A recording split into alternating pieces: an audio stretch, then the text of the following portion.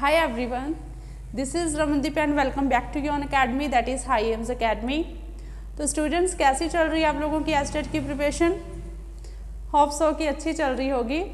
तो स्टूडेंट्स आज की CDP की वीडियो स्टार्ट करने से पहले I want to say something कि बच्चे मैं प्रोफेशनल यूट्यूबर बिल्कुल नहीं हूँ। टीचिंग मेरा पैशन है, मैं अपनी एकेडमी चला रही हूँ। तो मैं आप लोगों के लिए जो वीडियोस वगैरह लेके आती हूँ वो सिर्फ इसलिए कि टीचिंग मेरा पैशन है। I am not professional YouTuber. तो मुझे ये है कि ज़्यादा से ज़्यादा जो स्टूडेंट्स हैं मेरे साथ जुड़े, तो इसलिए मुझे होता है कि मैं आपके लिए वो टॉपिक्स लेके आऊँ जो एग्ज़ाम के पॉइंट ऑफ व्यू से आपके लिए यूज़फुल भी रहें और जो स्टूडेंट्स हैं ज़्यादा से ज़्यादा वो मेरे साथ जुड़ें। तो बच्चे वीडियो के एंड में आप कमेंट सेक्शन में कमेंट ज़रूर किया करो, ताकि क्या है कि आपके जो कमेंट्स हैं वो रीड करके मुझे मोटिवेशन मिलता रहे और मैं आप लोगों के लिए मीन्स कि जब भी मुझे टाइम मिले तो क्या कि आप लोगों के लिए 1-2 वीडियोज़ अपलोड करती रहूँ। तो चलिए स्टार्ट करते हैं। आज का जो हमारा टॉपिक है वो है कोहलरबर्ग का नैतिक विकास का सिद्धांत, moral development given by Lawrence Kohlberg. तो बच्चे जो नैतिक विकास है, मॉरल डेवलपमेंट है, वो जीन पियाजे और लॉरेंस कोहलरबर्ग दोनों ने दिया है। नैतिक विकास का सिद्धांत जीन पियाजे ने भी दिया है और कोहलरबर्ग ने भी। लेकिन आज हम करने जा रहे हैं कोहलरबर्ग का नैतिक विकास का सिद्धांत। और बच्चे एस्टेट सीटेट या जो भी टेट एग्जाम के लिए आप प्रिपेयर हो रहे हो, कोहलरबर्ग की इस मॉरल डेवलपमेंट की थ्योरी से एक क्वेश्चन पक्का आपको एग्जाम में देखने को मिलेगा। तो ध्यान से देखिएगा, वीडियो को ध्यान से मीन्स के टॉपिक को समझिएगा। क्या है कि कोहलरबर्ग का नैतिक विकास का सिद्धांत, कोहलरबर्ग ने अपने नैतिक विकास के सिद्धांत में 3 लेवल्स को डिफाइन किया है और स्टेजेस कितनी दी हैं? 6 स्टेजेस उसने बताई हैं। जो पहली स्टेज है वो है पूर्व परंपरागत, दूसरी है परंपरागत और जो लेवल 3 है वो है उत्तर परंपरागत। 4 लेवल्स कौन से हैं? पूर्व परंपरागत, प्री कन्वेंशनल, परंपरागत, कन्वेंशनल, उत्तर परंपरागत, पोस्ट कन्वेंशनल। कैसे ध्यान में रखोगे? कन्वेंशनल, बीच में कन्वेंशनल है and before this pre conventional and after post conventional. ठीक है। जो देखो एक चीज और, जो पूर्व परंपरागत है वही पूर्व लौकिक है और जो परंपरागत है वही लौकिक है और जो उत्तर परंपरागत है वही उत्तर लौकिक है। अकॉर्डिंग टू कोहलरबर्ग जो पहला लेवल है, लेवल 1 है, उसमें पूर्व परंपरागत में, प्री कन्वेंशनल में जो बच्चे की एज है वो है 4 to 9।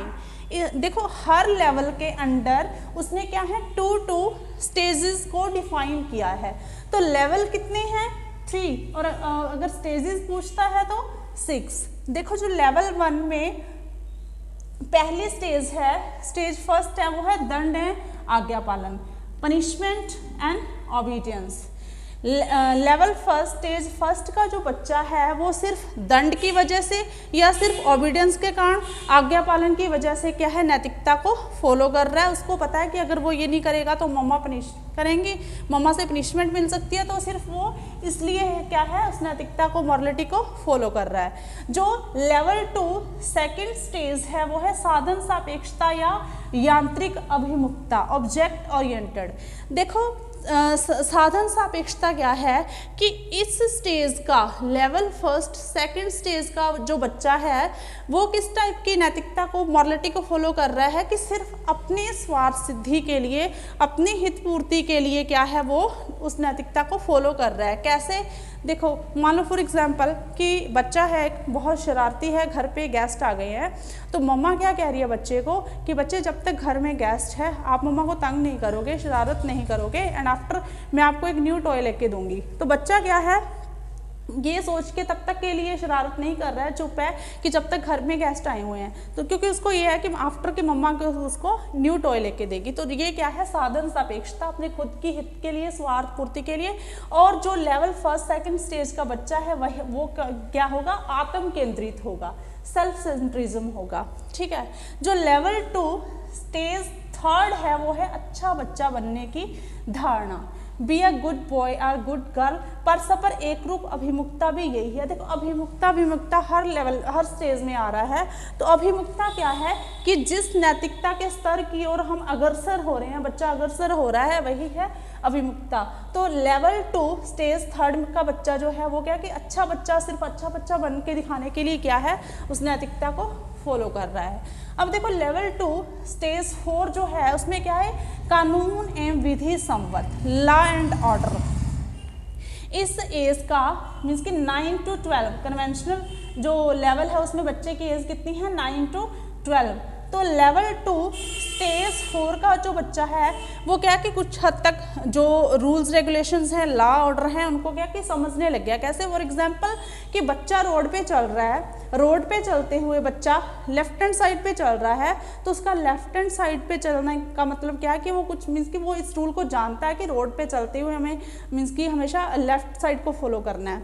ठीक है, तो देखो कानून एवं विधि सम्मत, law and order, level 2 stage 4 का बच्चा क्या है कि सही और गलत का उसे पता चल रहा है, सही और गलत का पता चल गया। ध्यान से आपने समझना है कि सही और गलत का पता चल जाता है लेवल 2 स्टेज 4।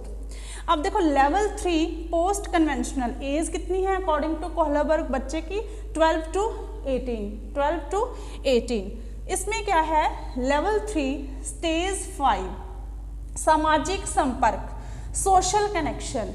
इस स्टेज के बच्चे के जो सोशल कनेक्शन है वो इस हद तक हैं कि जो बच्चा है वो सही और गलत में अंतर करना सीख जाता है, सही और गलत में अंतर करना सीख जाता है और उस अकॉर्डिंग कुछ हद तक व्यवहार भी करता है, लेकिन सही और गलत को बदल नहीं पाता, चेंज नहीं कर पाता। सही और गलत का पता तो कब लग गया, लेवल 2 स्टेज 4 के बच्चे को, लेकिन सही और गलत में अंतर करना सीख गया है सामाजिक संपर्क, लेवल 3 स्टेज 5 का बच्चा।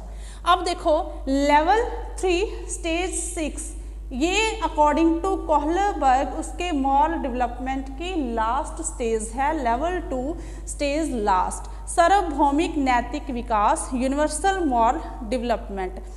इस स्टेज तक आते आते कोहलबर्ग का जो बच्चा है उसमें पूर्ण नैतिक विकास हो चुका, जितना नैतिक विकास उसमें होना था वो ऑलरेडी हो चुका है। क्या कैसे कि देखो बच्चे को सही गलत का पता लेवल 2 स्टेज 4 में लग गया। ठीक है, लेवल 3 स्टेज 5 का जो बच्चा है सही और गलत में अंतर करना सीख गया, हालांकि बदल नहीं सकता, लेकिन इस स्टेज तक आते आते बच्चा क्या है, समाज के नियमों को बदलने की क्षमता रखता है, एबिलिटी रखता है, क्योंकि उसमें जितना पूर्ण नैतिक विकास होना था वो हो चुका।